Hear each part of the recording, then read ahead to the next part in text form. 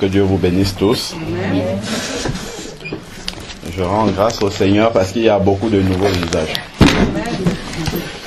Et je pense que ce n'est pas le fruit du hasard que vous soyez ici. On va remettre encore ces moments de partage dans les mains du Seigneur pour que le Seigneur dispose de nos cœurs, quelles que soient les peines avec lesquelles nous sommes venus. Le Seigneur a dit, venez à moi, vous qui êtes chargés et fatigués, je vous donnerai du repos. Le Seigneur a dit aussi dans sa parole, je vous donne ma paix, je ne vous la donne pas comme le monde la donne. Le Seigneur nous dit dans le psaume 23 également que même dans la vallée de l'ombre de la mort, je suis avec vous. Vous ne craignez aucun mal parce que nous sommes dans le camp du Seigneur. Et celui qui est dans le camp du Seigneur ne craint aucun mal. Aucune difficulté dans la vie n'est supérieure à la paix que le Seigneur nous donne. Il nous dit dans Matthieu 28, voici, je suis avec vous tous les jours. Quel que soit ce que le malin a voulu mettre dans votre cœur ce matin, le Seigneur veut vous dire, je vous donne ma paix. Et je vous la donne vraiment pas comme le monde la donne. Regarde au Seigneur parce que le secours vient du Seigneur, uniquement du Seigneur. Lui, il est capable parce qu'il est le maître des temps. Il est le maître des circonstances. Il ne vit pas dans le temps. Il n'est pas impressionné par les circonstances difficiles de la vie. Il est capable de rétablir toutes choses. Lorsque tout semble perdu, lorsque les hommes ont échoué, c'est alors que le plan du Seigneur commence à s'accomplir pleinement. Mais il faut que tu poses ta foi sur ces paroles. Il faudrait que quand tu lises ta Bible, que tu saches qu'elle est vraie, que chaque mot de ce livre est vrai, que chaque mot de ce livre peut transformer ta vie, peut transformer tes circonstances, peut changer tout ce que les hommes ont déjà condamné, peut redonner vie à ce qui est mort. Au nom de Jésus. Merci Seigneur pour ces paroles que tu nous donnes, ces paroles d'encouragement, ces paroles de vie que tu nous donnes Seigneur ce matin, parce que tu veux encourager ton peuple Seigneur. Lorsque le découragement prend du terrain Seigneur, tu es là pour nous encourager, tu es là pour nous prendre par la main, tu es là pour nous prendre par l'épaule, tu es là pour nous prendre dans tes bras Seigneur Dieu, pour nous rassurer Seigneur. C'est toi Seigneur qui as parlé à la tempête Seigneur, c'est toi qui as calmé d'une seule parole Seigneur la tempête. Père éternel, quelle que soit la vie de mes frères et sœurs qui sont là, quelle que soit ma vie, quelles que soient mes difficultés Seigneur, tu es capable de dire un mot pour arrêter la tempête Seigneur Jésus. Merci encore à toi Seigneur, au nom de Jésus. Amen. Donc je vais juste faire un résumé rapide parce qu'il y a beaucoup qui n'étaient pas là quand on a commencé l'introduction de ce qu'on avait prévu de faire ce matin mais qui n'aura pas lieu, on va commencer samedi prochain. En fait, on avait commencé à parler de la guérison divine. Comment est-ce que le Seigneur veut qu'on prie pour les malades. Donc je vais simplement résumer rapidement. Vous n'êtes pas étranger à cela. Partout où on passe, il y a des malades partout et c'est la mission de l'Église de prier pour ces malades-là. Et ces malades doivent être guéris parce que la volonté du Seigneur, c'est que les malades soient guéris. C'est pas que nous prions pour les malades et que les gens soient toujours malades.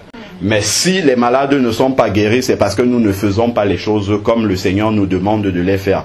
Alors il faudrait que nous revenions regarder dans la parole de Dieu ce que le Seigneur nous commande de faire pour que nous les fassions comme le Seigneur nous a demandé et pour que ça produise les résultats que le Seigneur a promis dans sa parole. Parce que nous voyons les premiers disciples, les apôtres dans le livre des Actes des Apôtres obtenaient les résultats que le Seigneur a promis dans les évangiles. Donc si nous on n'obtient pas ces résultats, c'est parce qu'on ne fait pas les choses comme le Seigneur l'a demandé.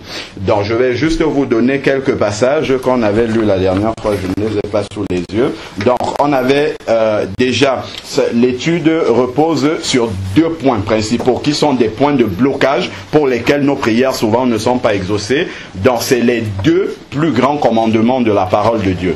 Le Seigneur a dit, je crois c'est dans Marc 12 au verset 30, le plus grand des commandements, c'est lequel? C'est tu aimeras le Seigneur ton Dieu de tout ton cœur, de toute ton âme, de toute ta pensée. Donc voilà, de toute ta force. Donc le Seigneur l'a dit et on a vu, c'était dans Jean 14, on a vu ce que le Seigneur lui-même entend par tu aimeras le Seigneur ton Dieu de tout ton cœur, de toute ton âme, de toute ta pensée. Parce que nous, on peut penser que c'est de l'amour charnel, c'est de l'amour humain, mais il est important de revenir dans la parole de Dieu pour voir ce que Jésus lui-même dit de l'amour que nous devons lui porter. Donc, on a vu que aimer le Seigneur, ça veut dire obéir à sa parole. C'est ça en résumé. Si on obéit par la parole de Dieu, c'est qu'on n'aime pas le Seigneur. Il ne faut pas se faire des illusions dessus. même si on sait bien chanter, même si on sait bien prier, si on n'obéit pas à la parole de Dieu, ça veut dire qu'on n'aime pas la parole, on n'aime pas le Seigneur. Donc, c'est aimer le Seigneur, c'est-à-dire obéir à sa parole. Donc, si on veut guérir les malades, c'est d'abord un commandement. C'est pas, on ne le fait pas parce qu'on veut. On le fait parce que le Seigneur nous a commandé de le faire. Amen. Donc, c'est par obéissance qu'on va prier pour les malades.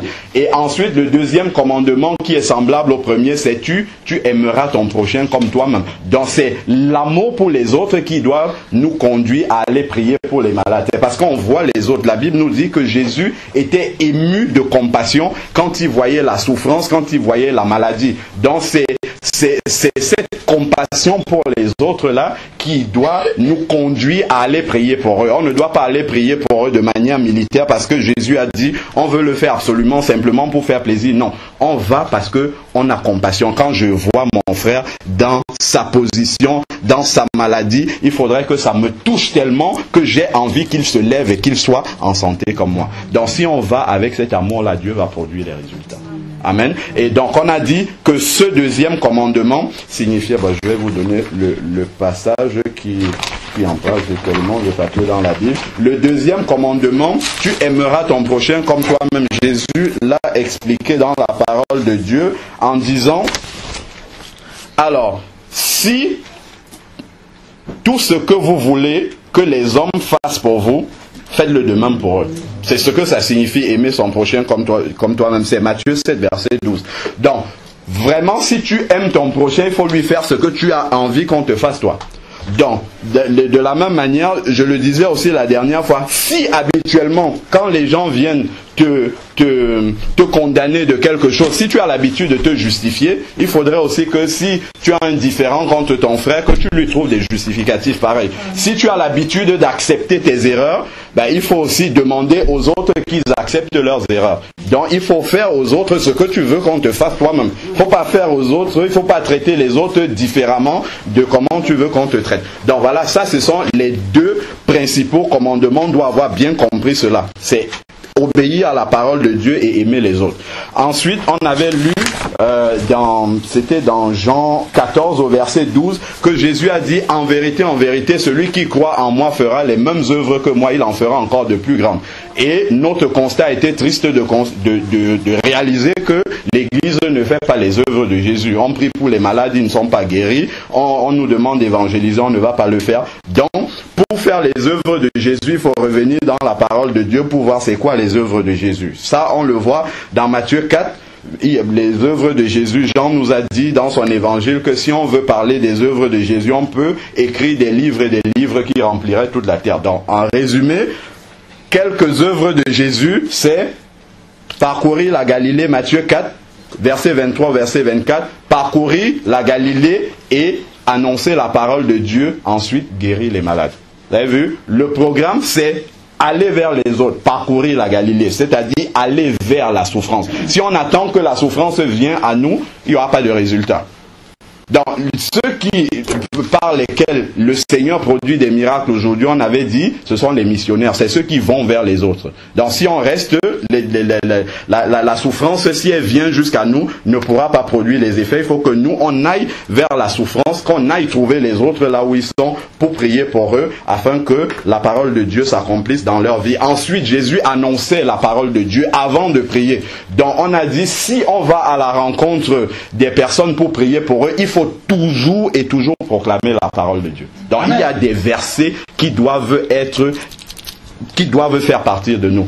Si tu trouves un malade qui est dans son lit, il faut commencer par lui dire que Jésus l'aime. Par exemple, il faut commencer par lui dire que la parole de Dieu nous dit que Jésus a guéri toute maladie. C'est d'ailleurs dans Matthieu 4, 23, il guérissait toute maladie et toute infirmité. C'est-à-dire que quelle que soit la grandeur de ta maladie, Jésus est capable. Puis s'il a ressuscité des morts, il n'y a pas de maladie que Jésus ne puisse pas guérir. Donc ça, il faut le dire aux malades. Pourquoi? Romains 10, 17. Qu'est-ce que Romains 10, 17 nous dit? La foi vient de ce qu'on entend. Et ce qu'on entend vient de la parole de Dieu. Donc il faudrait que le malade qui est là, qui a besoin de sa foi pour obtenir la guérison, il faudrait lui proclamer la parole de Dieu pour que ça fasse grandir sa foi, afin que lorsque vous allez commencer à prier, que le malade ait suffisamment de foi pour obtenir sa guérison. Donc ça, ce sont les points principaux sur lesquels on s'était arrêté. C'est important de le savoir. Et voilà. Donc souvent on a dit également que nous-mêmes on annule souvent nos prières, parce que quand on va prier pour quelqu'un qui est malade, après avoir prié, certes Dieu est souverain, c'est vrai, c'est Dieu qui décidera s'il guérit ou s'il préfère faire passer la personne vraiment. Si cette maladie est une épreuve, il peut faire durer la maladie parce qu'il a un travail à faire avec cette personne. Parce qu'il veut résoudre un problème qui est plus grave que la maladie. Parce que les problèmes spirituels sont beaucoup plus graves que la maladie physique qu'on voit devant. Donc Jésus peut laisser perdurer cette maladie parce qu'il veut donner une leçon spirituelle à la personne qui est en train d'endurer cette maladie. C'est pas parce qu'il ne veut pas guérir, c'est pas pareil. C'est pas pareil du tout. Donc il faut arriver, quand on prie pour quelqu'un, justement, dans la communion spirituelle avec le Seigneur peut nous guider sur ce chemin-là, pour que nous laissions même la prière pour la maladie et que nous commencions à parler à la personne de son problème spirituel. Parce que souvent, certaines maladies sont spirituelles. C'est-à-dire, il y a un problème spirituel. Une maladie, ça peut être un manque de pardon. Un manque de pardon qui maintient quelqu'un paralysé. Si la personne pardonne, elle est guérie tout de suite. Donc, il faut arriver, si on est connecté comme ça au Seigneur, on peut arriver à laisser la maladie qui est devant nous et commencer à parler d'un problème spirituel. Et ça, c'est avec la parole de Dieu, ça peut apporter la guérison directement. Souvent, même la personne ne réalise pas que c'est en fait ça qui est son problème. Amen. Mais si on a pris la peine comme ça de se connecter au Seigneur, le Seigneur peut nous annoncer cela. Donc, je disais que dans la prière, après avoir prié pour les gens, souvent on dit, si Dieu veut, il va guérir, ainsi. Ce sont des paroles un peu négatives.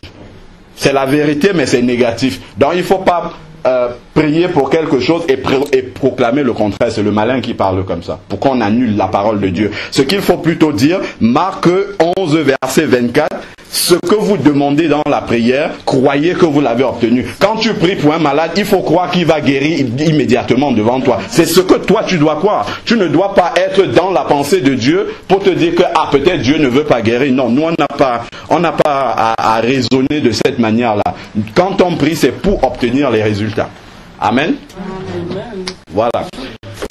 Alors, donc, ça, ce sont des freins à la prière. Il faudrait impérativement garder ces paroles-là vivantes dans notre cœur. Quand on prie pour les malades, il faut croire que la guérison va arriver impérativement. Alors, il faut avoir également des versets, des passages bibliques que vous pouvez lire. Vous pouvez lire à la personne malade afin de faire grandir sa foi pour qu'elle produise des résultats. Vous avez par exemple dans Marc 5 au verset 41 où Jésus ressuscite un mort, il ressuscite la fille de Jairus, je pense, où il dit Talita Koumi. Il parle juste, c'est une parole d'autorité, une seule parole d'autorité. Vous voyez que déjà dans la manière de prier pour les malades de Jésus, il n'exerce pas comme nous on le fait. Nous, quand on arrive devant le malade, en fonction du cas de maladie que nous avons, le débit de parole va être plus grand ou bien plus petit. Si on prie pour des maux de tête, on va prier pour 2 minutes. Si on prie pour un cancer, on peut prier pour toute la journée. C'est comme ça que nous on raisonne, mais Jésus ne raisonne pas comme ça. Il est devant un mort, il dit une parole. Ou Lazare, par exemple, il vient, il dit Lazare, sort, une seule parole. Et ça s'accomplit. Mais il faut comprendre de comment il procédait. Avant, il avait passé la nuit dans la prière. Ça c'est important. Parce que nous, c'est devant le malade qu'on commence à se connecter. Or, lui, il était déjà connecté. Donc, quand il arrive, il a déjà suffisamment de force spirituelle, comme la sœur est en train de dire, pour juste commander à la maladie de partir. Et cette puissance que Jésus dégageait au travers de ses paroles, il nous l'a donnée également. Donc, quand on lit dans Luc 10-19, je vous ai donné l'autorité. On a cette autorité-là. Donc, il faut pouvoir l'exercer, mais de la même manière que Jésus l'a fait. De la même manière. Amen. Donc, ça, c'est ce qu'on a dit la dernière fois. Donc, à partir de la semaine prochaine, ou peut-être mardi, on va commencer à écouter des enseignements sur la guérison divine. Amen. Par contre, ces enseignements-là nécessitent qu'on ait une préparation spirituelle pour pouvoir les écouter, parce que c'est pas simple d'un premier abord. Parce que ce sont des enseignements qui font tomber ce qu'on appelle les traditions humaines. parce qu'on a eu l'habitude de faire depuis longtemps, de reproduire ce que les anciens de l'Église faisaient déjà avant nous, eux-mêmes reproduisaient ce que les autres faisaient déjà, et personne ne vient vérifier si ce qu'on fait est conforme à la parole de Dieu. Donc il y a comme ça des manières de pratiquer, de faire, qui se sont installées au fil des siècles dans l'Église et qui ne correspondent pas à ce qui est écrit dans la parole de Dieu, et évidemment ça ne produit pas les résultats que promet la parole de Dieu. Donc en fait ces enseignements-là